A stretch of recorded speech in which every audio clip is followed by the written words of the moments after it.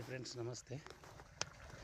మక్క యుద్ధం అని వచ్చేసరికి అంత ఆడబట్టింది. పారిచి వారమాయ ఆడబట్టింది.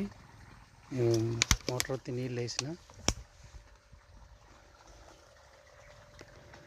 ఇంకో మడి వారింది. ఇంకో మడికి వేసి పోయి అన్నం తిని రావాలి. అన్నం తినక నచ్చిన ఇటు మా ఇండ్లు ఉన్నాయి. మా ఇంట్లో రేవటి కోతలు బాగా నచ్చేటట్టున్నాయి.